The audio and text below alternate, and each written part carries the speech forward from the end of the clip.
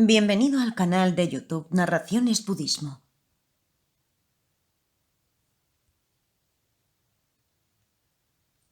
Clásicos India. Madhyamaka. Aryadeva. El tratado llamado Las 400 estanzas. Katus Sata Taka Sastra Karikanama. Traducido por Upasaka Losang Gyatso. Narrado por Cristina Ingrid P.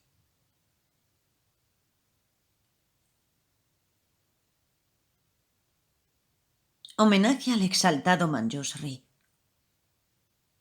Capítulo 1. Abandonando la creencia en la permanencia.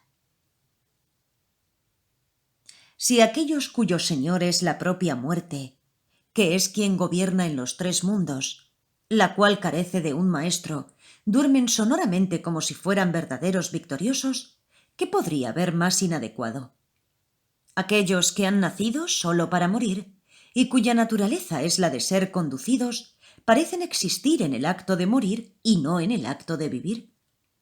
Tú consideras el pasado como algo breve, y sin embargo el futuro lo ves de forma diferente. El pensar que ambos son iguales o diferentes es evidentemente como el llorar del miedo.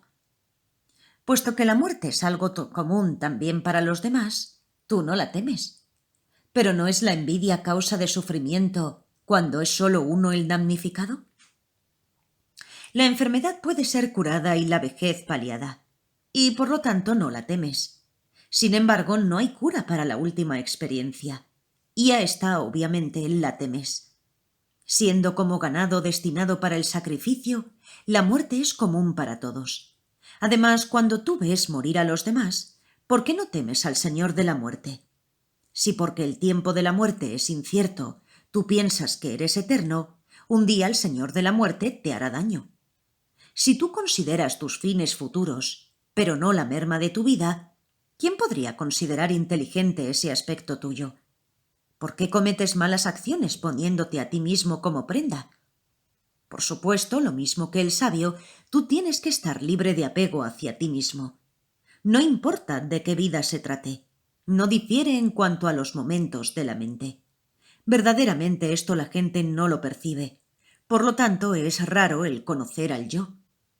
Te gustaría vivir mucho tiempo, pero sin embargo te disgusta la vejez. Es asombroso. Tu comportamiento le parece correcto a la gente como tú. ¿Por qué te sientes apenado con la muerte de tu hijo y con la de otros? Cuando quien se lamenta es una víctima, ¿cómo es que eso no es reprochable? Si alguien ha llegado a ser tu hijo sin habérselo pedido, no carece de razón el que se marche sin que tampoco te pregunte. Solo debido a tu confusión, no te diste cuenta de los avisos de tu hijo. Su entusiasmo por irse se mostraba en su creciente vejez. Un hijo no ama a su padre tanto como su padre lo ama a él. Por lo tanto, la gente en el mundo desciende, y de esta forma, un renacimiento elevado es difícil de obtener. Cuando él es desobediente, nadie dirá de él que es digno de ser querido. En ese caso, el apego no es más que una transacción. El sufrimiento causado por la separación se va rápidamente del corazón de los humanos. Observa también la inestabilidad del apego, indicada por el fin del sufrimiento. Sabiendo que no es beneficioso, aún así te has dañado a ti mismo, te has convertido en un hipócrita, lo cual también es inadecuado. La gente en este mundo hierra atiborrada de sufrimiento. ¿Por qué cargar con más sufrimiento a gente que ya sufre? Si el encontraros es para ti una alegría, ¿por qué el partir no lo es? ¿El encontrarse y el partir no parecen ir los dos juntos? Cuando el pasado no se le conoce el principio y al futuro no se le conoce el fin, ¿por qué te das cuenta de los encuentros y no de los periodos de separación que son más largos?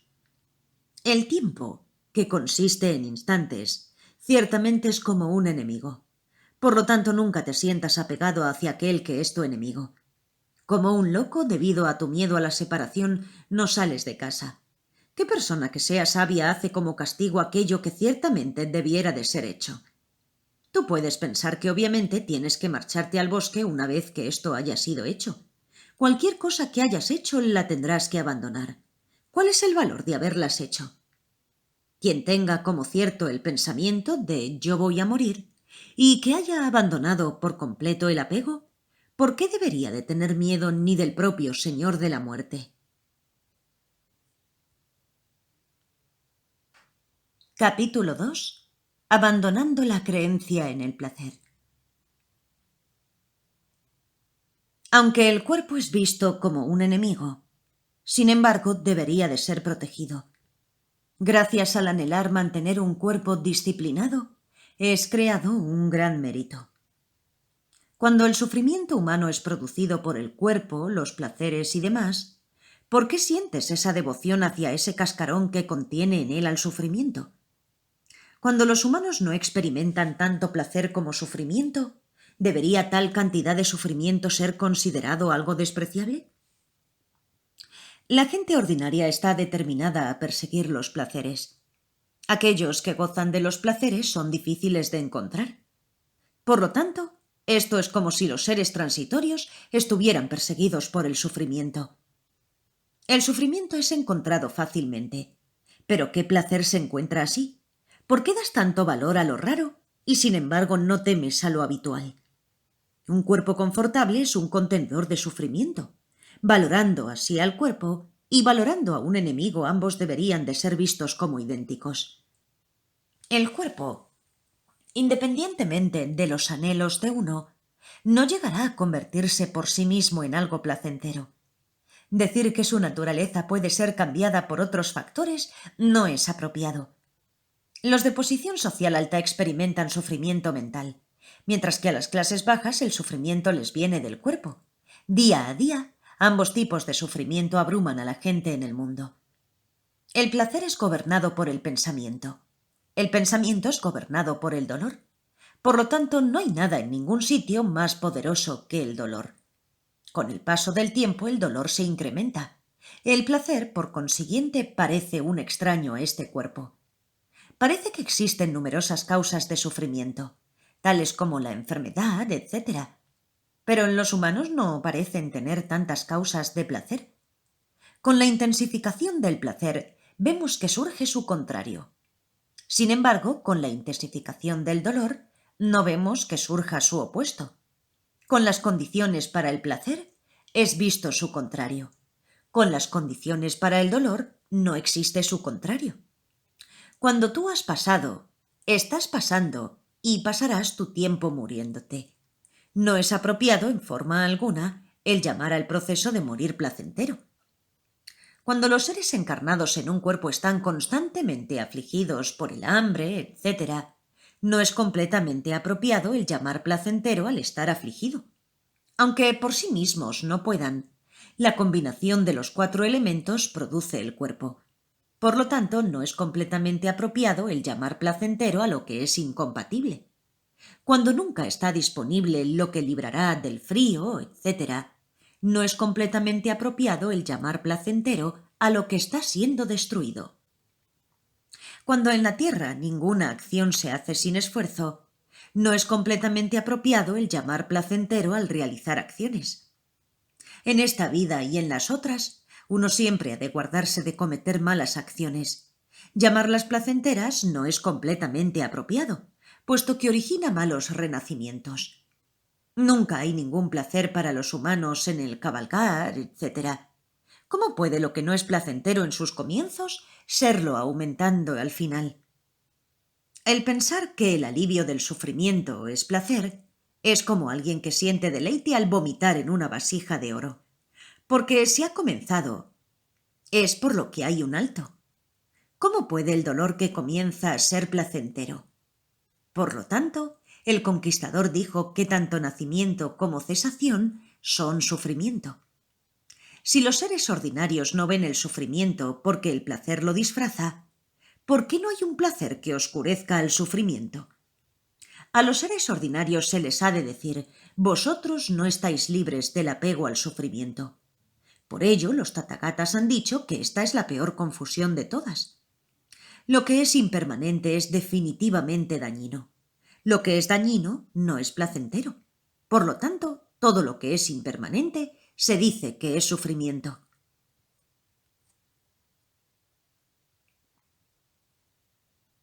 Capítulo 3. Abandonando la creencia en la limpieza. Independientemente de la cantidad de tiempo, no hay un límite para los objetos de interés. Tu esfuerzo por el bienestar del cuerpo es, como en el caso de un mal médico, inútil. Lo mismo que el apego hacia la tierra no se acaba en aquellos que subsisten gracias a ella. Similarmente, el anhelo por el placer sexual crece en la gente conforme lo practica. Entre todas las mujeres no hay la menor diferencia en las relaciones sexuales. Cuando otros también disfrutan de su hermosa apariencia, ¿de qué te sirve a ti esta mujer perfecta? Cualquiera que la vea como apetecible piensa en obtener satisfacción con ella. Puesto que incluso los perros y demás seres comparten esto, ¿por qué, insensato, te encuentras tan atraído? Esta mujer, de la que cada una de sus partes te es tan querida, antes fue común para todos. Encontrarla no es tan asombroso como lo es para ti. Si aquellos con buenas cualidades parecen atractivos, y quienes carecen de ellas parecen lo contrario, ¿cuál es la verdad?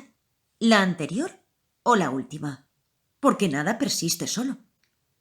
El deseo del insensato no surge solo hacia aquellos con buenas cualidades. ¿Cómo puede la razón impedir tales comportamientos que no son razonables? Mientras que ella no conozca a otro, ella seguirá contigo.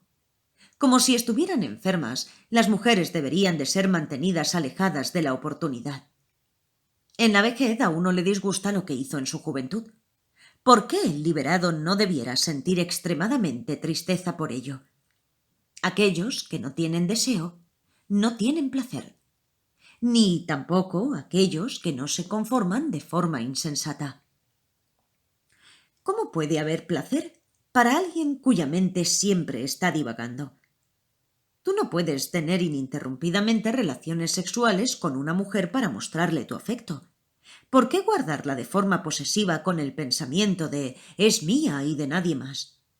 Si el deseo fuera placentero, no habría necesidad de las mujeres. El placer no es visto como algo de lo que uno deba de librarse. Incluso cuando se mantienen relaciones sexuales con una mujer, el placer surge de otros factores. ¿Qué persona sensible diría que es causado solamente por su amante? Cegados por el deseo, no ven los defectos de la sensualidad, como el leproso rascándose. Aquellos que están liberados del deseo ven los caprichos como sufrimiento, lo mismo que si fuera lepra. Durante una hambruna, el pobre en bienes, atormentado por el hambre, ha de soportarla. Así es como se comportan todos los encaprichados cuando están con las mujeres. Debido a la arrogancia, uno puede llegar a estar apegado a su propio retrete. Alguien que está encaprichado en una mujer sentirá celos de los otros. Es razonable que la confusión y el enfado suceda de lo sucio, pero no es completamente razonable que suceda del deseo. Si, excepto para alguna gente, una vasija llena de suciedad es algo a lo que se le ponga reparos, ¿por qué no ponerle reparos a aquello de donde viene la suciedad? Las cosas limpias son tenidas como las más preciadas. ¿Qué persona inteligente diría que es limpio? En quien ha vivido en una letrina y que sin ella no hubiera sobrevivido, como los gusanos que comen la inmundicia, la arrogancia surge solo en base a la estupidez. No importa los medios usados para purificar la parte externa del cuerpo. Los esfuerzos que haces en purificar la parte externa no sirven para purificar el interior del cuerpo. Si, como en la leprosería, el estar lleno de orina no fuera algo común a todos, aquellos llenos de orina, lo mismo que los leprosos, serían rechazados por todos. Lo mismo que alguien a quien le falta parte de su cuerpo se siente encantado con una nariz postiza, el atado al deseo sostiene que la impureza es remediada por las flores y etc. Es inapropiado llamar limpio aquello hacia lo que surge la liberación del deseo. Ni hay nada que sea una causa definitiva de deseo. En resumen, los cuatro, esto es, impermanencia, suciedad, sufrimiento y ausencia de existencia inherente, son posibles con respecto a un único objeto.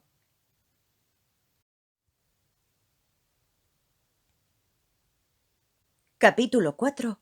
Abandonando el orgullo. Quien que sea sabio respecto a la existencia mundana se comportaría de forma arrogante pensando en yo y en mío, porque todas las cosas pertenecen por igual a todos los seres encarnados. Eres el servidor de la sociedad y se te paga con la sexta parte de las cosechas. ¿Por qué eres tan arrogante? El que hayas llegado a ser el agente de las acciones depende de que estés situado en el puesto de control. Cuando aquellos bajo su cuidado reciben aquello que se les debe, piensan en su maestro como el donante. Cuando el maestro da lo que se debe de dar, él piensa con vanidad: yo soy quien da. Eso que tú consideras equivocadamente, otros lo consideran una fuente de sufrimiento. El vivir trabajando para los demás, ¿cómo te puede dar placer? Cuando un gobernante parece ser el protector de su pueblo y lo tiene protegido, ¿por qué estar orgulloso por ello? ¿Por qué no estar libre del orgullo debido a los otros? Aquellos nacidos en cada casta prefieren sus propios trabajos. Por lo tanto, un medio de vida es difícil de encontrar. Si tú llegas a comportarte de forma no virtuosa, los buenos nacimientos serán escasos para ti. Aquellos que actúan ante la insistencia de los demás son llamados necios en esta tierra. De entre todos ellos no hay nadie que sea tan dependiente de los demás como tú. Afirmando que la protección depende de mí, tú cobras impuestos al pueblo. Pero si tú lo haces con malas artes, ¿quién es sin misericordia? Si la gente que comete malas acciones no tuviera que ser tratada con misericordia, toda la gente ordinaria que son como niños no necesitaría ser protegida. No hay nada que no pueda servir como una razón para la felicidad. Las razones, tales como las afirmaciones de las Escrituras, no destruirán el mérito. Si el dar la protección adecuada es la práctica religiosa de un gobernante, ¿por qué el trabajo de los artesanos no debiera ser también una práctica religiosa? Este ejemplo muestra al gobernante en el que el pueblo confía como alguien que puede ser objeto de reprensión. El excelente ve en el apego a la existencia a la madre de todos los que están en el mundo. La persona sensible no desea el reinado. Puesto que los necios carecen de compasión, estos inmisericordes gobernantes de los hombres, aunque actúen como protectores, no son religiosos. Las actividades de los sabios no son todas las actividades que el sabio realiza, porque existen las actividades inferiores, las medias y las superiores. Los virtuosos gobernantes del pasado protegieron al pueblo como si fueran sus propios hijos, pero las prácticas en esta edad de degeneración es como un yermo sin vida salvaje. Si un rey que tiene la ocasión de hacer daño no está cometiendo ninguna mala acción, los demás, por ejemplo los ladrones que lo han hecho primero, tampoco estaban cometiendo ninguna mala acción. Si el dar todo lo que uno posee por el licor, etc., no es visto como una ofrenda, porque es considerado una ofrenda el dar la vida en una batalla. Tú, el rey, que eres el guardián del pueblo, no tienes quien te vigile. Puesto que tu vigilancia no te libera, ¿quién podría ser feliz? Aunque un rey sea famoso tras su muerte, esto no le trae beneficio. No tenéis notoriedad tú, siendo digno de alabanza, y también aquellos que cocinan perros. Cuando todo el poder y la riqueza son originados en base al mérito, no puede decirse que éste no será una base para el poder y la riqueza. En el mundo, la casta se determina con respecto a los principales medios de subsistencia. Por tanto, no existe la menor división entre los seres sintientes por motivos de casta. Puesto que fue hace mucho, mucho tiempo, y porque las mentes de las mujeres son veleidosas, no existe nadie de la casta conocida como casta real. Si incluso alguien de la casta inferior, a través de su trabajo, podría llegar a ser de casta real, uno se podría preguntar por qué alguien del común no podría, gracias a su trabajo, llegar a ser un brahmín. Las malas acciones de un rey no pueden ser repartidas lo mismo que las riquezas. ¿Qué persona sabia destruiría para siempre su fruto por el beneficio de los otros? El orgullo, causado por el poder y la riqueza, no permanece en el corazón del sabio, una vez que ha observado que hay otros con igual o superior poder. Capítulo 5. Las acciones del Bodhisattva. Ni un solo movimiento de los Budas carece de razón. Incluso su respiración es exclusivamente para el beneficio de los seres sintientes. Lo mismo que la gente ordinaria está aterrorizada ante las palabras Señor de la Muerte, también la palabra omnisciente aterroriza al Señor de la Muerte. Un conquistador tiene la percepción de lo que debiera o no debiera hacerse o decirse. ¿Qué razón hay entonces para decir que el conquistador no lo conoce todo?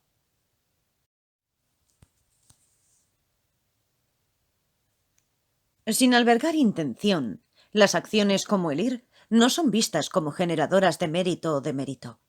Por lo tanto, en todas las acciones, la mente debería de ser entendida como lo más importante. En los bodhisattvas, debido a su intención, todas las acciones, tanto virtuosas como no virtuosas, llegan a convertirse en una perfecta virtud porque ellos controlan sus mentes. El mérito de los bodhisattvas que han generado la mente altruista supera con mucho al que obtendrían todos los seres de la Tierra convirtiéndose en monarcas universales. Alguien puede construir una estupa preciosa tan alta como el mundo. Se dice que el entrenar a otros a generar la mente de la intención altruista es aún más excelente. Un guía espiritual que desee ayudar tiene que estar atento a las necesidades de sus estudiantes. Son llamados estudiantes porque desconocen lo que es verdaderamente beneficioso. Lo mismo que un médico no se altera con alguien que está rabioso mientras está poseído por un demonio, los conquistadores ven a las emociones aflictivas como los enemigos, no a las personas que las padecen. En primer lugar, debería de juzgarse qué es lo que ocasiona mayor apego. Aquellos que carecen de inclinación no serán los pasos adecuados para la excelente doctrina. Lo mismo que una madre siente una especial ansiedad respecto a su hijo enfermo, los bodhisattvas son especialmente compasivos con aquellos que carecen de sabiduría. Ellos se convierten en alumnos de unos y en maestros de otros. A través de los medios hábiles y el conocimiento, permiten comprender a aquellos que carecen de comprensión. Lo mismo que para un médico experimentado, una enfermedad que no pueda ser curada es algo raro. Una vez que los bodhisattvas han encontrado su fuerza, son realmente pocos los que no pueden ser entrenados por ellos. Si alguien dentro de la esfera de un bodhisattva, por carecer de coraje, va a los malos renacimientos, ese será criticado por los otros con inteligencia. ¿Cómo puede uno que es incapaz de admitir que la compasión por el oprimido es buena, darse más tarde con compasión a quienes carecen de protección? Cuando los seres son indiferentes ante la pérdida de quienes los ayudan, permaneciendo en el mundo para ayudar a los transmigradores, ¿qué duda puede haber respecto a quienes les son hostiles? Uno que en todas las vidas tiene los 5 tipos de conocimiento superior aparece como inferior, con una naturaleza semejante a la inferior. Esto es extremadamente difícil de hacer. El Tathagata dijo que el mérito reunido constantemente a través de los medios hábiles a lo largo de un gran periodo de tiempo es inmensurable, incluso para el omnisciente. La palabra generosidad indica muerte, práctica y otras existencias. Es por eso por lo que la palabra generosidad les resulta tan atractiva a los bodhisattvas. Cuando alguien piensa que dando ahora en el futuro logrará un gran resultado, el recibir y el dar son semejantes a una operación comercial de la que se busca provecho, lo cual ha de ser criticado. Para un bodhisattva, aunque previamente haya realizado malas acciones, éstas no tendrán efectos. No hay nada con alguien que alguien con virtud considere que no deba de ser hecho. Incluso aquí, nada puede herir a quien tiene una mente poderosa, y por lo tanto, para dicha persona, la existencia mundana y el nirvana no es diferente. ¿Por qué no debiera alguien que nace debido al constante control de la mente no llegar a ser un gobernante del mundo entero? Incluso en este mundo, entre las cosas excelentes, algunas son vistas como las más excelentes. Por lo tanto, realiza que ciertamente también existe el poder inconcebible. Lo mismo que el ignorante se siente temeroso ante la enseñada extremadamente profunda, así se siente el débil ante la maravillosa enseñanza. Capítulo 6. Abandonando las emociones aflictivas. Si el deseo se incrementa gracias al placer y el enfado se incrementa gracias al dolor, ¿por qué aquellos con placer no son ascetas? ¿Por qué son ascetas aquellos con sufrimiento? La actividad del deseo es la posesión. La actividad del enfado es el conflicto. La actividad de la ignorancia es el alimentarlos a ambos como hace el viento con todos los elementos. El deseo está lleno de dolor debido al no tener. El enfado está lleno de dolor debido a la impotencia. La ignorancia está llena de dolor debido al no comprender. Debido a esta falta de comprensión no son reconocidos. Lo mismo que se ve que la bilis no se produce al mismo tiempo que la flema, también uno ve que el deseo no se produce al mismo tiempo que el enfado. El deseo debería de ser tratado como un esclavo, porque su cura está en la severidad. El enfado debería de ser tratado como un señor, porque su cura está en la indulgencia. Primero está la ignorancia, en el medio está el odio, y al final está el deseo. Aparecen en 3 etapas durante el día. El deseo no es un amigo, pero lo parece, y es por eso por lo que no lo temes. ¿Por qué no debiera la gente apartarse de un amigo que le hace daño? El deseo surge de causas y también debido a las circunstancias. El deseo que surge debido a las circunstancias es fácil de dominar, el otro no. El enfado es persistente y ciertamente nos hace cometer graves actos no virtuosos. Por lo tanto, el ser consciente de sus particularidades llevará al fin de las emociones aflictivas. Lo mismo que el sentido del tacto interpenetra a todo el cuerpo, la ignorancia está presente en todas las aflicciones. Derrotando a la ignorancia, también se derrota todas las demás emociones aflictivas. Cuando es vista la generación dependiente, la ignorancia no aparece. Por lo tanto, aquí se han hecho todos los esfuerzos para explicar de forma precisa esta materia. Ellos siempre son como reivindica la tierra. Siempre extravagantes, codiciosos y quisquillosos. Tales características son vistas en la gente con deseo. Los budas les han dicho a aquellos llenos de deseos que la comida, el vestido y la vivienda, todo ello ha de ser abandonado y que se ha de permanecer cerca del guía espiritual. Debido al enfado, aquellos que carecen de poder solo consiguen parecer muy feos. Pero si uno tiene poder y es sin misericordia, se dice que es lo peor. Se dice que los insultos fructifican en el ejecutar malas acciones. El ignorante y quien carece de conocimiento no quieren purificarse. Aunque el escuchar insultos no es agradable de oír, intrínsecamente no hacen daño. Por lo tanto, es una fantasía el pensar que lo que surge de una preconcepción viene de otra parte. Lo mismo que se dice que quien insulta debiera de ser castigado, similarmente, ¿por qué no debiera ser recompensado quien habla de forma agradable? Si aquello por lo que te injurian es conocido por los demás sin que nadie se lo diga, no es razonable el enfadarse con quien lo cuenta. Por tanto, cuanto menos razonable es el enfadarse con quien miente. El insultar a los inferiores a ti no te asegura el que puedas escapar de ellos. El abusar de los inferiores debería de ser visto como algo aislado y trivial. Si el dañar a otros no te es de la menor utilidad, el que apruebes una agresión inútil es solo una adicción. Si a través de la paciencia se adquiere un enorme mérito sin esfuerzo, ¿quién es tan loco como quien impide esto? La agresión generalmente no surge contra el poderoso. ¿Por qué entonces apruebas la agresión que derrota al débil? Quien es paciente con la causa del enfado, desarrolla la meditación. El decir que temes a la fuente de todas las buenas cualidades es solo una tontería tuya. ¿Quién se ha ido al otro mundo habiendo acabado con todos sus enemigos? Por tanto, considera el desprecio superior a las malas acciones. Las emociones aflictivas nunca permanecerán en la mente de quien comprende la realidad de la permanencia y demás de la consciencia.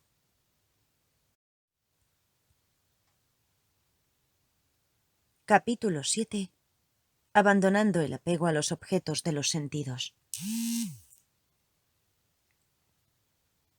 Cuando no hay un final para todo, este océano de sufrimiento, ¿por qué vosotros que sois como niños no teméis el estar arrojados dentro de él? La juventud se queda atrás, y entonces una vez más la vejez está en cabeza. Aunque uno se imagina que durará, en este mundo es como una carrera. En la existencia en el mundo, no hay nunca un renacimiento que uno haya elegido libremente. Al estar bajo el control de otros, ¿qué persona inteligente no sentirá miedo? El futuro es ilimitado, y tú siempre has sido un ser ordinario. Actúa de forma que nunca más sea como fue en el pasado. La conjunción de un oyente, de lo que está siendo oído, y alguien que lo expone, es muy rara. En resumen, el ciclo de los renacimientos ni ha tenido ni no ha tenido un final. La mayor parte de la gente se aferra a una dirección equivocada. Por lo tanto, la mayor parte de los seres ordinarios ciertamente va hacia los malos nacimientos. En la Tierra, la maduración de las malas acciones es vista siendo solo perjudicial. Por lo tanto, al sabio el mundo le parece similar a un matadero. Si loco significa que la mente de una persona es inestable, ¿qué persona sabia diría que aquellos que viven en la existencia mundana no son locos? Uno ve que el sufrimiento del caminar decrece cuando se hace lo contrario. Por ello, la persona inteligente genera la intención de poner fin a todas las acciones. Cuando no se puede ver la causa original de un único efecto, y uno observa la gran cantidad de causas que ocurren para que suceda un solo efecto, ¿quién no se sentirá atemorizado? Puesto que todos los resultados no serán logrados, y aquellos que lo han sido con certeza llegarán a su final, ¿para qué extenuarte por ellos? Una vez que está hecho, el trabajo logrado a base de esfuerzo se desintegra sin ningún esfuerzo. Puesto que esto es así, tú aún no estás completamente libre del apego a las acciones. No hay placer ni en relación al pasado, ni tampoco al futuro. Lo que está sucediendo ahora también está desapareciendo. ¿Por qué preocuparte? El sabio siente el mismo miedo por renacer en un estado elevado que en los infiernos. Indudablemente es raro que un estado mundano no produzca miedo en ellos. Si las personas que son como niños percibieran el sufrimiento de la existencia cíclica en ese momento, tanto su mente como su cuerpo se derrumbarían. La gente sin orgullo es rara, y el orgullo carece de compasión. Por eso se dice que es muy raro el ir de la luz a la luz. Quien renuncia a ellos ahora, se dice que obtendrá los objetos de los sentidos. ¿Por qué razón una práctica tan perversa debería de ser considerada correcta? La riqueza, que es el resultado del mérito, tiene que ser perfectamente protegida de los otros. ¿Cómo lo que ha de ser constantemente protegido de los demás, puede ser nuestro? Diferentes costumbres en una sociedad son denominadas prácticas religiosas. Por lo tanto, parece como si la sociedad tuviera más influencia que las prácticas religiosas. Gracias a la virtud, hay objetos atractivos. Pero tales objetos también son considerados malos. Abandonándolos, uno será feliz. ¿Qué necesidad hay entonces de adquirirlos? Para alguien que no necesita la autoridad, las prácticas para lograr ese fin son un sinsentido. Cualquiera que se esfuerce por lograr la autoridad es considerado un necio entre los hombres. Con la vista puesta en sus futuros efectos, te aferras a las prácticas movidos por la codicia. Cuando ves el futuro que surgirá de ese apego, ¿cómo es que no sientes temor? El mérito en todas sus formas es como el salario obtenido por un trabajo realizado con anterioridad. ¿Cómo podrían aquellos que ni tan siquiera quieren la virtud hacer algo que sea carente de virtud? Cualquiera que vea los fenómenos como una simple concurrencia de impulsos, dharmas, movidos por el karma, y a los seres con una apariencia ilusoria, busca más claramente el estado excelente. Para aquellos que no encuentran placer en ninguno de los objetos de la existencia cíclica, es también imposible que encuentren placer en este mundo. Capítulo 8. Preparando al estudiante. Lo mismo que la amistad entre la gente en desacuerdo no dura mucho, tampoco el deseo dura mucho cuando son reconocidas las faltas en todas las cosas. Algunos son atraídos por él, otros sienten rechazo hacia él, otros se sienten confundidos por él. Por lo tanto, el deseo no tiene objeto. Salvo como una conceptualización, el deseo y demás carecen de existencia intrínseca. ¿Qué persona inteligente sostendría que existen cosas reales al estar imputadas conceptualmente? Nada está como si estuviera unido a otro. No es factible separar lo que está intrínsecamente unido. Aquellos con poco mérito ni tan siquiera dudan ante esta enseñanza. Para quienes surge una duda, La existencia mundana se rompe en jirones. El conquistador dijo respecto a esta enseñanza que seguirá aumentando hasta alcanzar la liberación. Cualquiera que carezca de interés por ella claramente se comporta sin sentido. Uno no contempla lo que no es vacío como vacío, pensando alcanzar así el nirvana. Los Tathagatas dicen que el nirvana no será alcanzado a través de visiones erróneas. Todas las escrituras que contienen enseñanzas acerca del mundo hablan de por qué uno está en la existencia. Todas las escrituras que elucidan la naturaleza última de los fenómenos hablan de la liberación. Pensando nada existe, ¿de qué sirve? Tú puedes estar temeroso. Pero si las acciones existieron, esta enseñanza no sería un impedimento. Mientras permanezcas atados a tus propias posiciones y te desagraden las posiciones de los otros, no te acercarás al nirvana. Tampoco este tipo de conducta te traerá la paz. A través de la no acción se alcanza el nirvana y a través de la acción la existencia mundana.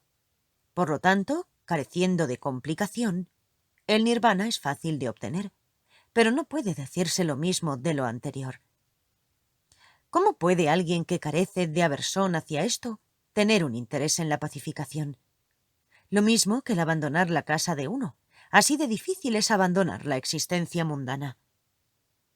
Uno ve que algunos que están experimentando un gran sufrimiento anhelan la muerte. Sin embargo, debido a la confusión originada por la ignorancia, ellos no alcanzarán en estado excelente. La generosidad se enseña al de capacidad menor. La ética se enseña al de capacidad media. Al mejor se le enseña la pacificación. Por lo tanto, haz siempre lo mejor. En primer lugar, no crees de méritos. A continuación, abandona las ideas respecto a un yo burdo. Más tarde, abandona todo tipo de concepciones. Quien conoce esto es un sabio. Quien ve la verdad de una cosa, se dice que lo ve todo. Eso que es la vacuidad de una cosa, es la vacuidad de todo. Los Tathagatas hablan del apego a las prácticas de aquellos que desean un renacimiento elevado. Esto es visto como algo denigrante por quienes desean la liberación.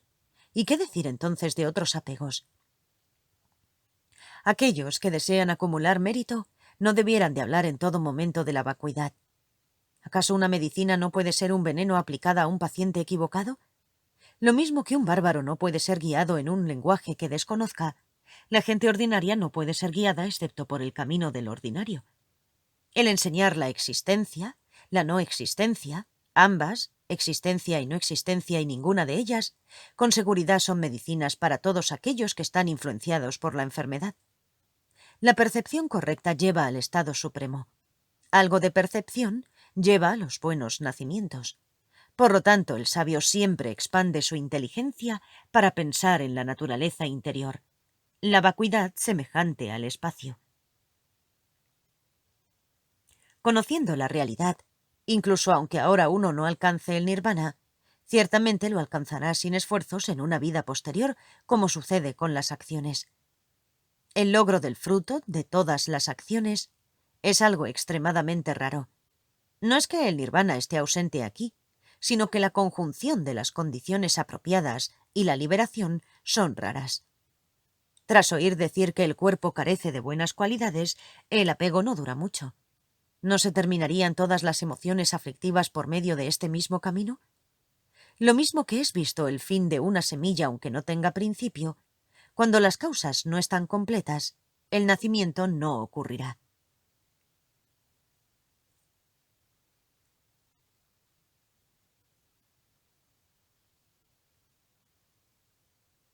Capítulo 9. Refutando los fenómenos permanentemente funcionales. Todos los fenómenos son producidos por sus efectos. Por lo tanto, ninguno de ellos es permanente. No hay otros Tathagatas más que los conquistadores, que son quienes conocen la verdadera realidad de las cosas. En ningún sitio ni en ningún momento ha existido nada que no haya sido dependiente. Por lo tanto, nunca ni en ningún lugar ha habido algo que sea permanente. No hay ningún fenómeno sin una causa. No hay algo permanente que tenga una causa. Por lo tanto, Aquel que conoce la realidad última dijo que lo que se ha originado sin causación no existe. Si lo no producido es permanente, debido a que los fenómenos impermanentes son vistos como productos, el ver que lo producido existe haría que lo impermanente fuera inexistente. Que el espacio y lo similar a él son permanentes es una concepción de los seres ordinarios. Para el sabio no existen objetos que puedan ser percibidos ni tan siquiera por un conocimiento válido convencional. Una única dirección no está presente donde quiera que exista lo que tiene direcciones. Eso que tiene direcciones claramente también tiene otras partes direccionales. Puesto que existe el tiempo, los fenómenos se ven comenzar y terminar. Si está gobernado por otros factores, entonces también es un efecto. Cualquier causa que no produzca un efecto no existe como una causa. Por consiguiente, se sigue de ello que toda causa ha de tener efecto. Cuando una causa llega a cambiar, se convierte en la causa de alguna otra cosa. Nada que esté sujeto a cambio debiera de ser considerado como algo permanente. Un fenómeno originado por una causa permanente está producido por lo que nunca ha llegado a existir. Todo lo que suceda por sí mismo no puede tener una causa.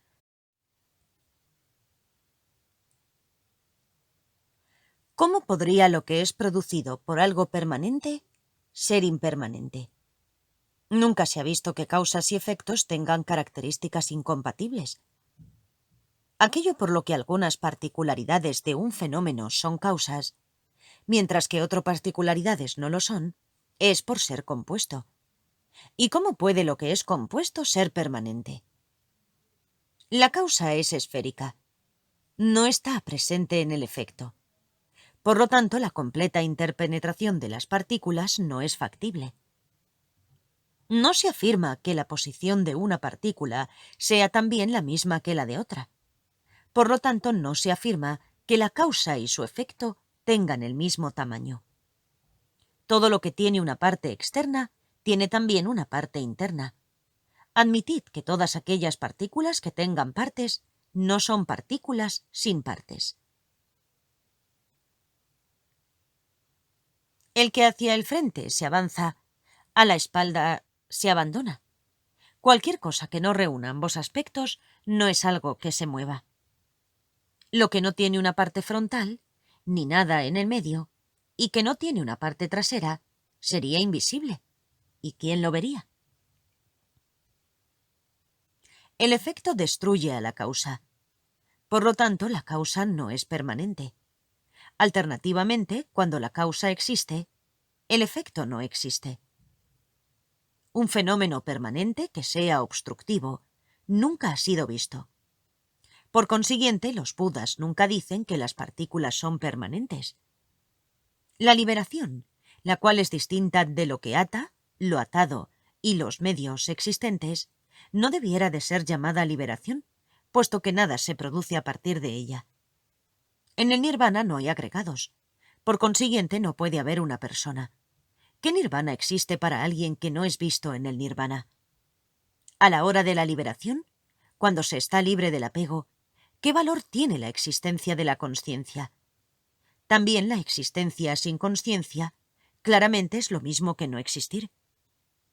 Si en la liberación existiera un yo, podría existir una semilla de consciencia.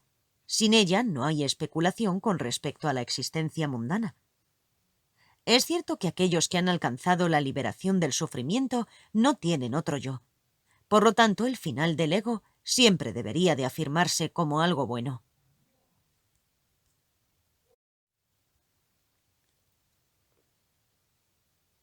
Convencionalmente es preferible, pero lo definitivo nunca lo es. La gente ordinaria tiene cierta creencia respecto a esto, pero ninguna respecto a la realidad última. Capítulo 10.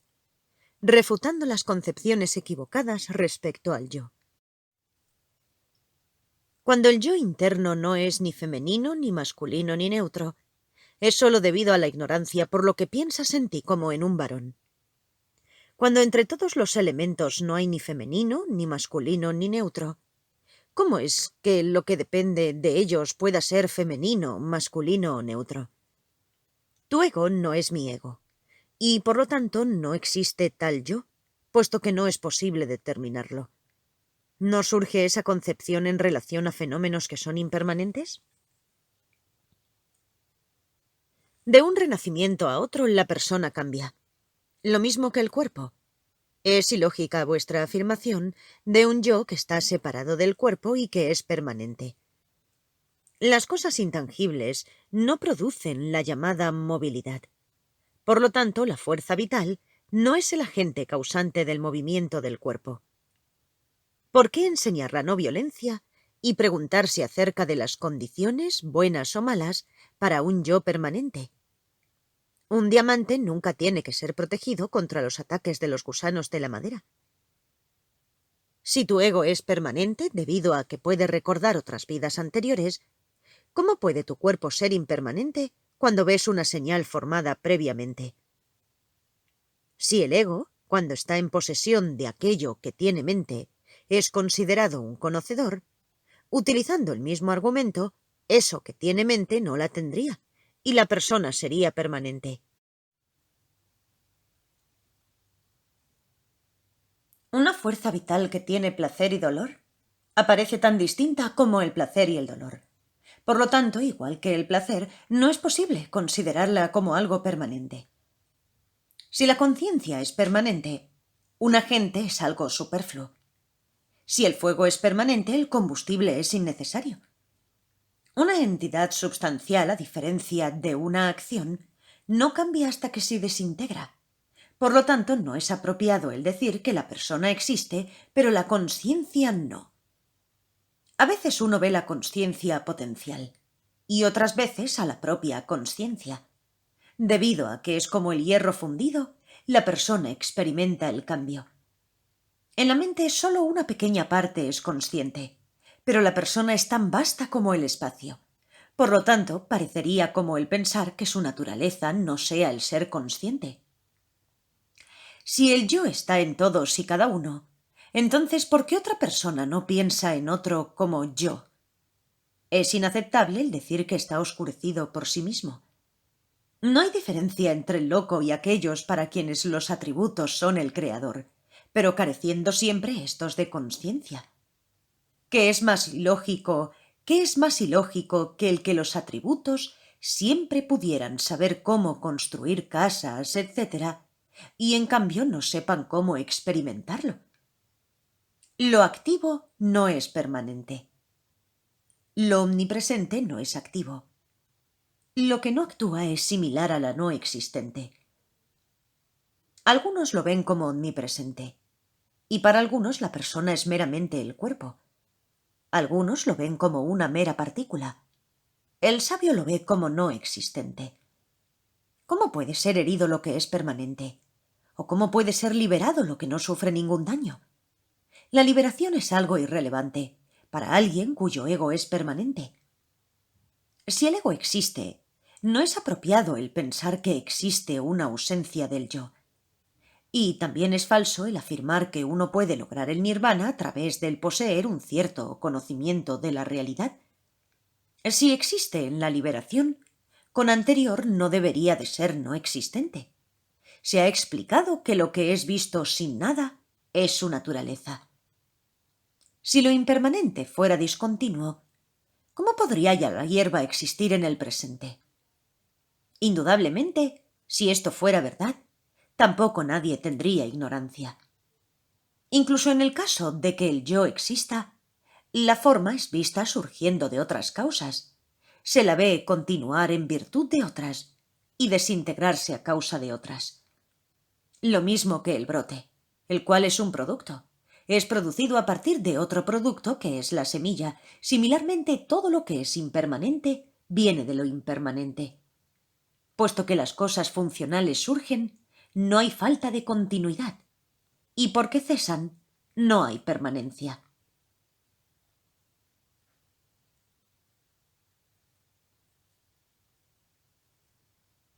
Capítulo 11. Refutando la existencia verdadera del tiempo. La pota del presente y la del pasado no existen en la pota del futuro. Puesto que ambas serían futuro, el futuro no existiría. Si una cosa desintegrada existe como una futura entidad en el futuro, ¿cómo puede lo que es futuro por naturaleza llegar a ser eso que es pasado? Debido a tener la naturaleza de futuro, una cosa funcional futura es por lo tanto presente y no puede ser futuro. Si existe el futuro, el pasado y el presente, ¿qué no existe? ¿Cómo puede haber impermanencia para alguien que existe en los tres tiempos? Si ha ido más allá del pasado, ¿por qué es el pasado? Y si no ha pasado más allá del pasado, ¿por qué es el pasado? Si el futuro es producido, ¿por qué no está presente? Si no es producido, ¿es ese futuro permanente o qué?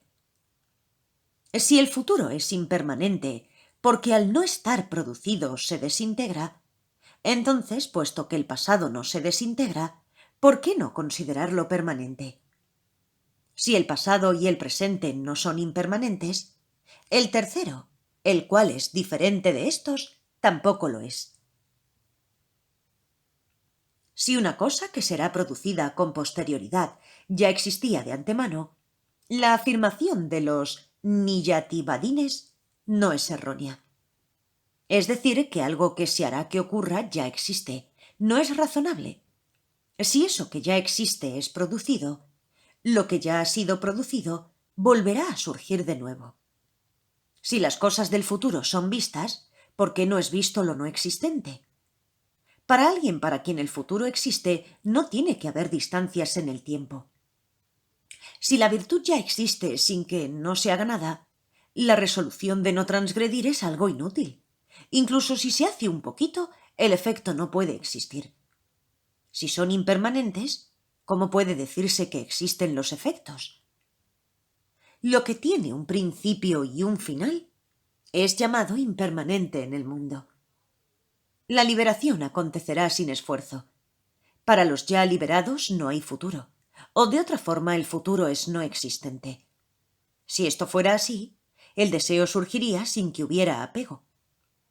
Para aquellos que afirman que los efectos existen, y para aquellos que afirman que los efectos no existen, los elementos tales como las columnas, etc., no tienen ningún sentido en una casa. La transformación de las cosas tampoco es percibida por la mente, sin los otros 5 sentidos. Sin embargo, aquellos que carecen de sabiduría piensan que el presente existe. ¿Cómo puede haber cosas que no tengan duración? ¿Cómo pueden durar cuando son impermanentes? Si tuvieran la duración como primera característica, al final no se harían viejas. De la misma forma en la que una única consciencia no puede aprender dos objetos a la vez, similarmente, dos momentos de consciencia consecutivos no pueden aprender un objeto simultáneamente. Si el tiempo tiene duración, la duración no es el tiempo. Si no la tiene, sin duración tampoco habría un final. Si la impermanencia y las cosas estuvieran separadas, las cosas no serían impermanentes. Si fueran lo mismo, puesto que las cosas son precisamente eso que es impermanente, ¿cómo podrían tener una duración? Si la duración no es frágil, porque la impermanencia tiene como característica la fragilidad, ¿por qué debería lo contrario ser visto después? Si la impermanencia carece de fragilidad y está presente en todas las cosas, ninguna de ellas tendrá duración, o no todas ellas son impermanentes. Si siempre existe la impermanencia, entonces no puede haber siempre duración. O de lo contrario, lo que fue permanente, más tarde llega a ser impermanente. Si las cosas tienen duración e impermanencia a la vez, o bien está equivocado el afirmar que las cosas son impermanentes, o la duración es una falacia. Las cosas ya vistas no reaparecen, ni la misma consciencia vuelve a surgir otra vez. Por lo tanto, la memoria es un hecho decepcionante con respecto a un hecho decepcionante. Capítulo 12. Refutando las visiones erróneas. Un oyente sin prejuicios, inteligente y con interés, es llamado un vaso adecuado para la enseñanza. Ni las buenas cualidades del maestro ni las del estudiante serán consideradas como faltas. Él explicó la existencia y sus causas, los medios para alcanzar la paz y la propia paz. El que la gente no comprenda correctamente es visto como la falta del victorioso. Toda esta gente tan rara está de acuerdo en que abandonando todo, uno alcanza el nirvana. Entonces, ¿por qué razón no les gusta lo que pone fin a todo? ¿Cómo podría alguien que desconoce los medios para abandonar hacerlo? Por lo tanto, acertadamente, el victorioso dijo que no hay paz en ninguna otra enseñanza. Cualquiera que dude acerca de lo que dijo el Buda sobre aquello que está escondido, debería de confiar en la vacuidad e ir ganando confianza en él solamente. Aquellos que encuentran difícil el ver cómo funciona este mundo son ignorantes respecto a otras cuestiones más sutiles. Aquellos que lo siguen estarán equivocados durante mucho tiempo. Las personas que carecen de sabiduría no se deleitan en dejar que sus mentes sigan a un guía que ha hecho lo que es lo más difícil, alcanzar el nirvana. Cuando no es visto, el miedo no surge. Cuando es visto, cesa completamente. Por lo tanto, uno puede decir con toda seguridad, aquellos que solo saben un poco, tienen miedo. Los seres que son como niños, ciertamente solo conocen aquello en lo que están enredados. Debido al desconocimiento, ellos temen a aquello que los libera. Si alguien que está envuelto en la completa ignorancia es reacio a la enseñanza, ni tan siquiera alcanzará la buena fortuna. ¿Qué necesidad hay de mencionar la liberación? El carecer de ética es preferible a carecer de la visión correcta. Gracias a la ética uno alcanza un elevado renacimiento, pero el estado supremo es alcanzado por medio de la visión. Para quienes no son receptivos, la concepción del yo es lo mejor. Y no es adecuado el enseñarles la inexistencia de un yo inherente. Podrían ir a los malos renacimientos, mientras que el de cualidades extraordinarias alcanza la paz. No hay otra puerta para alcanzar la paz, y destruye las visiones erróneas. Esto es llamado el objeto de todos los Budas, es llamado también la ausencia de existencia inherente. Los que no son receptivos se sienten aterrorizados solo con su nombre. ¿Qué hay en lo que es visto en el llamado hombre fuerte que no estremezca el débil? Los Tathagatas no enseñaron este principio para que fuera objeto de debate, y sin embargo quema los argumentos de los oponentes como hace el fuego con el combustible. Quien conoce esta enseñanza no adaptará otras. Por lo tanto, a mí me parece que esta enseñanza es como la puerta a la destrucción. Para aquellos que piensan que en realidad no existe un yo y permanecen en este pensamiento, ¿cómo puede la existencia causarles placer o la no existencia causarles miedo? Viendo a los muchos maestros no budistas, los cuales son como las semillas de lo fútil, ¿quién no sentiría pena por la gente que anhela esa enseñanza? Las enseñanzas de los samkhyas, nirgrantas y brahmines son percibidas por la mente, los ojos y los oídos. Por lo tanto, la enseñanza del victorioso es sutil. De las prácticas de los brahmines se dice que son principalmente un rito externo. De las prácticas de los nigrantas se dice que son principalmente ineficaces. Los brahmines son venerados porque adoptan la ortodoxia. Los nigrantas dan lástima porque adoptan lo equivocado. El sufrimiento es una maduración del karma, y por lo tanto no es virtuoso. Similarmente, el nacimiento tampoco es virtuoso, puesto que es una maduración de las acciones. En resumen, los Tathagatas explicaron la virtud como el no dañar, y la realización de la vacuidad como el nirvana. Solo existen estas dos. A la gente ordinaria le gusta su posición, y le gusta su lugar de nacimiento, les parece atractivo. ¿Por qué tú deberías de encontrar atractivo eso que lo excluye? El inteligente que busca lo que es bueno, adopta lo que es útil incluso de otros textos o tradiciones. ¿Acaso el sol no pertenece a todos aquellos que, dotados de vista, viven sobre la tierra? Capítulo 13. Refutando la verdadera existencia de los órganos de los sentidos y de sus respectivos objetos. Cuando uno está viendo su forma, de hecho no puede decir que esté viendo toda la pota. ¿Quién que conozca la realidad diría que la pota también es perceptible directamente? Por medio de este mismo análisis, aquellos que poseen una inteligencia superior deberían de refutar de forma individual todo lo que es fragante, dulce y blando. Si porque se ve la forma se considera que se ha visto todo el objeto, ¿por qué debido a que no es visto, no podría la forma ser invisible? No hay una percepción directa solo de la forma, puesto que hay una cercanía y una distancia, al igual que también hay una parte central. Esto también se aplica cuando uno examina si las partículas tienen partes o no.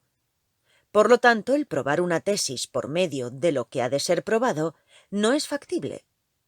Todo es también un componente de algo, de la misma forma que también existe como un compuesto. Por lo tanto, una sola sílaba pronunciada carece de existencia inherente en este mundo. Si la forma es distinta del color, ¿cómo es aprendida la forma? Si no es distinta, ¿por qué el cuerpo no podría aprender el color? Solo la forma es visible, pero no lo son sus causas.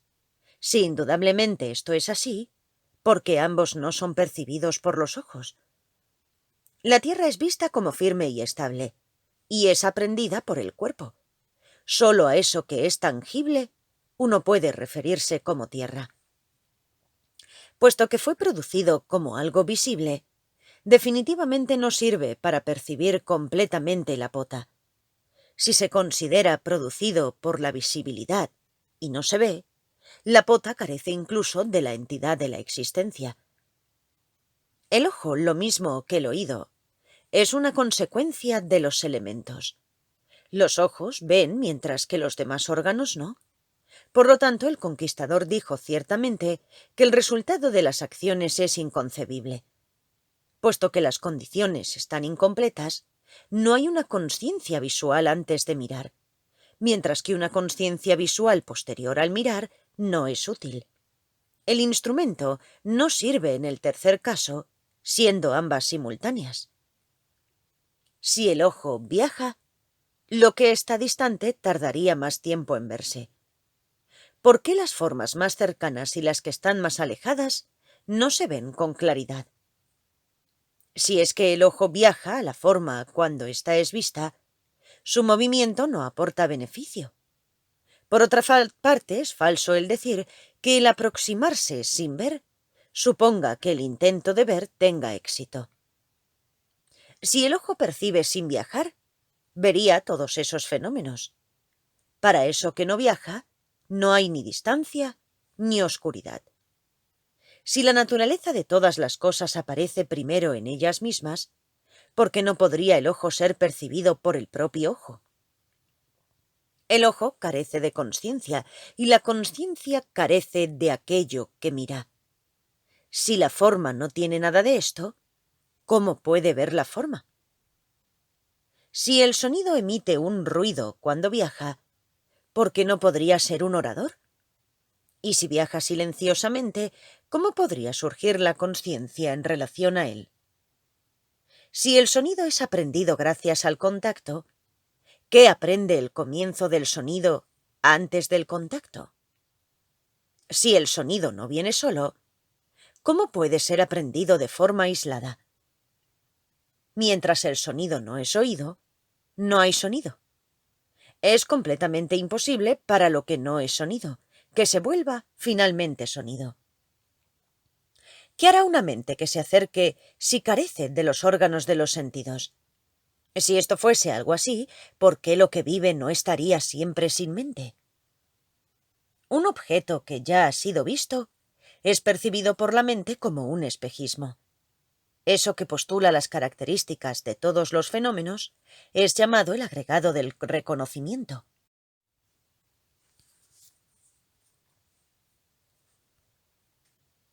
Dependiendo del ojo y de la forma, la mente surge como una ilusión mágica. No es razonable el llamar ilusorio a lo que tiene existencia. Cuando no hay nada en la tierra que asombra al sabio, ¿por qué pensar que lo conocido a través de los sentidos y cosas similares sea asombroso?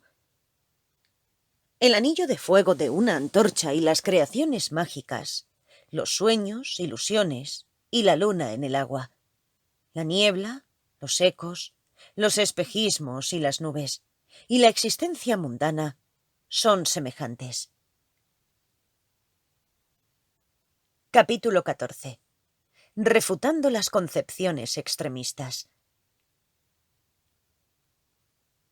Si una cosa no dependiera de ninguna otra, sería inherentemente existente. Pero una cosa semejante no existe en ninguna parte. Si se afirma, la forma es una pota, no son uno. La pota que tiene forma no está separada. La pota no tiene a la forma, ni la forma tiene a la pota. Puesto que las dos son observadas como poseyendo características distintas, si la pota está separada de la existencia, ¿por qué la existencia no podría también estar separada de la pota? Si el uno no es aceptado como la pota tampoco es uno. Además, la posesión no es recíproca, por lo tanto, tampoco es uno. Si la forma es el tamaño de la sustancia, ¿por qué entonces la forma no es larga? Si los oponentes no fueran diferentes, entonces podrías citar las escrituras de otros como fuente válida. Por virtud de las características, lo caracterizado no existe. Tal cosa carece de existencia como algo diferente del número, etc. Porque la pota no está separada de sus características, no es uno. Si no existe una pota para cada uno, no es factible la pluralidad. De lo tangible y lo intangible, no puede decirse que estén fusionados. Por lo tanto, para estas formas, la fusión es completamente no factible. La forma es un componente de la pota. Por lo tanto, desde un principio no es la pota. Puesto que lo compuesto no existe por sí mismo, tampoco existen sus componentes. Si la definición de la forma se aplica sin incongruencia a todas las formas, ¿por qué razón algo es una pota y no lo son todos los demás objetos? Si afirmáis que la forma es distinta del gusto, etc., pero no de la pota, ¿cómo puede eso que no existe sin estos no ser distinta de la forma? La pota no tiene causas, y ella misma tampoco es un efecto. Por lo tanto, no existe ninguna pota aparte de la forma y lo demás. Si la pota existe por virtud de sus causas, y estas causas existen por virtud de otras, ¿cómo puede eso que no existe por sí mismo producir algo que sea dispar? Aunque se encuentren y vengan juntas, la forma no puede ser el olor. Por consiguiente, como en el caso de la pota, lo compuesto no puede ser uno. Lo mismo que la pota no existe separada de la forma y de lo demás, de forma similar, la forma tampoco existe separada del aire y demás, grandes elementos. Lo que es caliente es el fuego, y sin embargo, ¿cómo puede quemar lo que no es caliente? Por lo tanto, eso que es llamado combustible no existe por sí mismo, y sin él, el fuego tampoco existe. Incluso en el caso de que sea caliente solo cuando es dominado por el fuego, ¿por qué no es fuego? Y si no es caliente, el decir que el fuego contiene algo más no es verosímil. Si la partícula no tiene combustible, entonces el fuego sin combustible existe. Y si tiene combustible, no existe ninguna partícula que tenga una naturaleza simple. Cuando las diferentes cosas son examinadas, ninguna de ellas tiene singularidad. Puesto que no existe la singularidad, tampoco existe la pluralidad. Aunque que donde no existe ninguna de estas cosas, existe la singularidad. afirman ellos. La singularidad no existe, puesto que todo tiene tres aspectos: el aproximamiento a la existencia, a la no existencia, a ambas existencia y no existencia a la vez, y a nada de ello. Debería de ser utilizado siempre por aquellos que son verdaderos conocedores con respecto a la unidad y demás. Cuando el continuo no puede ser aprendido, se dice que las cosas son permanentes. Cuando los compuestos no son aprendidos, se dice que las cosas son inexistentes. Cualquier fenómeno que tenga una originación dependiente no es independiente. Todos ellos no son independientes, por lo tanto no existe un yo inherentemente existente. Las cosas no se juntan salvo que haya un efecto. La concurrencia para que se produzca un efecto no está incluida para el exaltado. La consciencia, que es la semilla de la existencia, tiene a los objetos como su esfera de actividad. Cuando se ve en los objetos la ausencia de una existencia inherente, la semilla de la existencia es destruida. Capítulo 15. Refutando la verdadera existencia de las características. ¿Cómo puede lo no existente ser producido si lo que no existe es finalmente algo producido? ¿Cómo puede lo que existe ser producido si lo que existe desde el principio es producido? Puesto que el efecto destruye a la causa, eso que no existe no será producido. Ni lo que existe tampoco es producido, porque lo que es estable no necesita un estabilizador. No hay producción en este momento, ni hay producción en otro momento.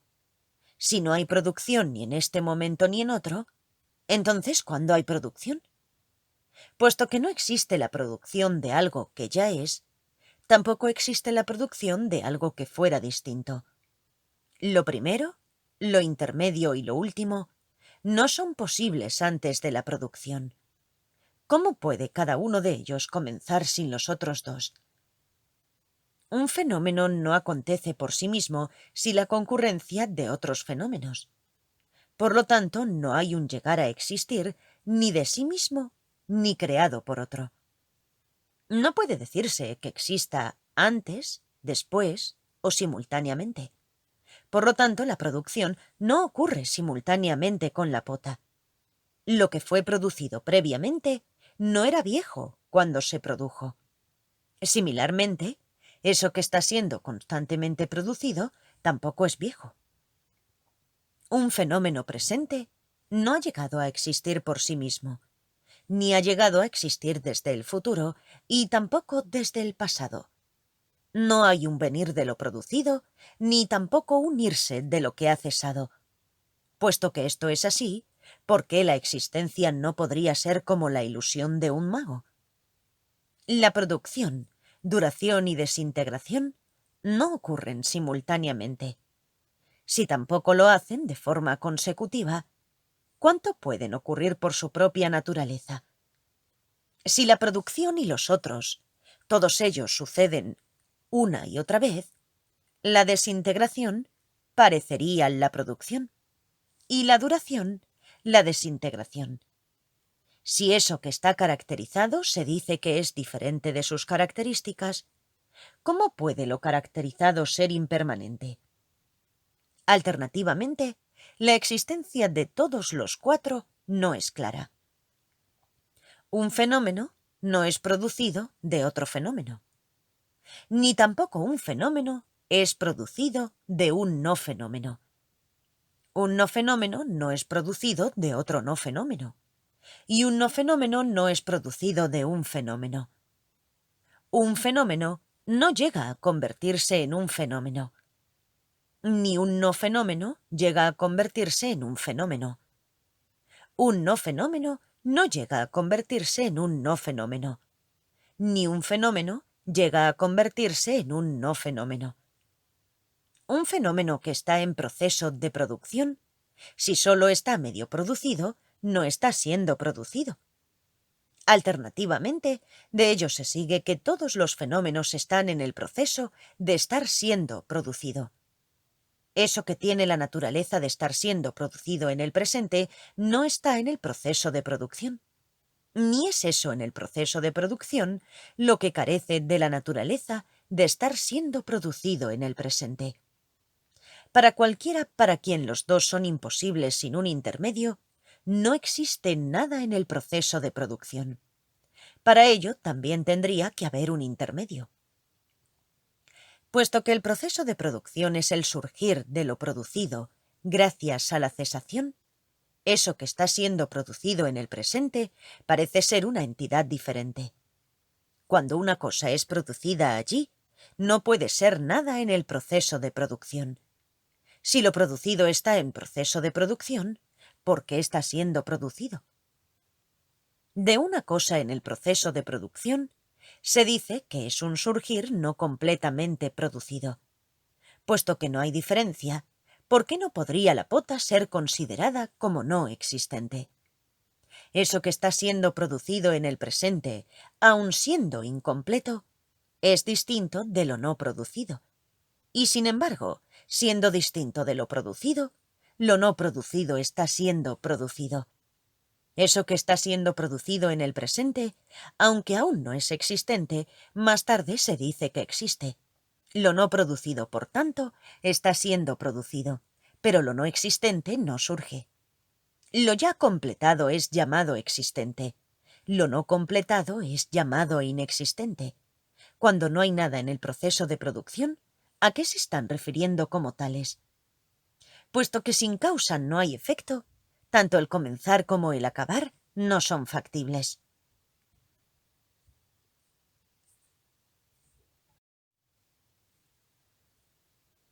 Capítulo 16. Refutando los restantes contraargumentos. Por diversas razones, eso que es vacío, no obstante aparece como si no fuera vacío. Todas estas son refutadas en todos los capítulos.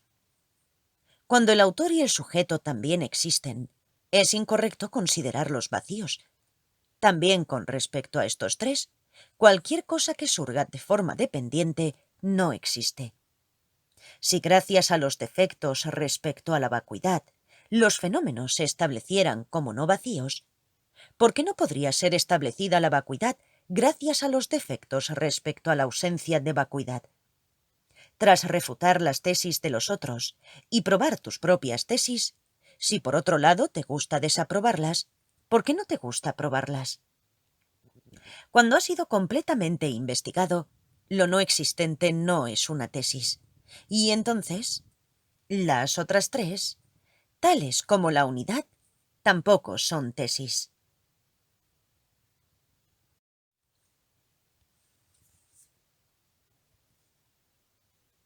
Donde una pota es directamente perceptible, el argumento de la vacuidad carece de significado. Aquí las razones que aparecen en los textos de los diversos sistemas no son aceptables, cualesquiera que sean. Cuando no hay nada que no sea vacío, ¿cómo puede existir la vacuidad? Cuando algo no existe, ¿cómo podría existir su antídoto? Si hubiera una tesis, la ausencia de una tesis tendría la identidad de una tesis. Pero donde no existe una tesis, ¿qué puede ser la contratesis? ¿Cómo puede el fuego ser caliente cuando las cosas no existen? Esto fue refutado anteriormente. Se dijo que incluso el fuego caliente no existe. Si gracias al ver las cosas uno pudiera refutar la afirmación de que las cosas no existen, ¿quién ve entonces la eliminación de las falacias contemplando las cuatro tesis? Cuando en ningún sitio, ni en las más minúsculas partículas, hay una entidad verdaderamente existente, ¿cómo puede suceder? Incluso para los Budas no existe. Por lo tanto, es irrelevante. Si no son de ninguna de las dos formas, existente y no existente, ¿cómo puede algo tener una entidad existente? Si eso es razonable para vosotros también, ¿por qué suscitar más argumentos? Observando los aspectos no funcionales de todas las cosas, no son apropiadas las diferenciaciones. Eso que es visto en todas las entidades substanciales no es diferenciable. Vosotros decís que debido a la no existencia, no se replica a las tesis de los otros.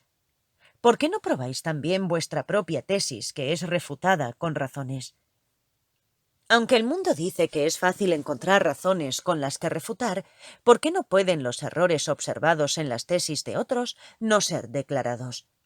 Si solo por decir existen los fenómenos existieran realmente, ¿por qué no debieran de ser también no existentes con solo decir no existen? Si un fenómeno no es no existente, porque se le ha imputado el término existente, tampoco es existente porque se le impute el término existente. Si todo es una convención creada por las expresiones de la gente ordinaria, ¿cómo puede algo que existe por su propia naturaleza ser una convención? Si los fenómenos son no existentes debido a que todas las cosas no existen, en ese caso son incorrectas todas esas tesis que proponen la no existencia de los fenómenos. Puesto que un fenómeno no existe, un no fenómeno no puede existir. Sin la existencia de la cosa, ¿cómo puede establecerse una no cosa? Si las cosas no son vacías, porque son vacías en virtud de razones, la tesis no sería distinta de las razones, y por lo tanto las razones no existirían. Si los fenómenos no son vacíos, porque se utilizan analogías para la vacuidad, ¿puede uno decir lo mismo que el cuervo, el ego también es negro? Si los fenómenos existieran inherentemente, ¿qué ventaja hay en percibir la vacuidad? La percepción por medio de las concepciones en cadena. Esto es refutado aquí. Decir que uno existe y lo otro no, no es ni la realidad ni lo convencional. Por lo tanto, no puede decirse que esto existe, pero aquello no. Contra alguien que no mantiene las tesis de que los fenómenos existen, no existen, existen y no existen, o ni existen ni no existen, no se pueden proponer contraargumentos. No importa el tiempo que uno emplee en intentarlo.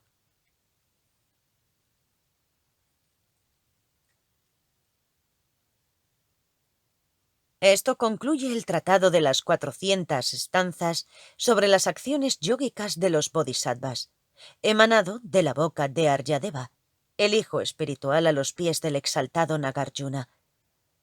Él nació milagrosamente del corazón de un loto en la isla de Sinala. Tras haber cruzado el océano de nuestros principios y los de los otros, hizo más claro el camino del medio al distinguir entre las visiones correctas y las incorrectas. Fue traducido y escrito en el templo de Ratnagupta Vihara, en el centro de la gloriosa ciudad de Anupamapura, en Cachemira, por el abad indio Sukhmahana y por el traductor tibetano Vatsab Nimadrak. Traducido al castellano por el ignorante y falto de devoción Upasaka Losang Gyatso. Narrado por Cristina Ingrid B.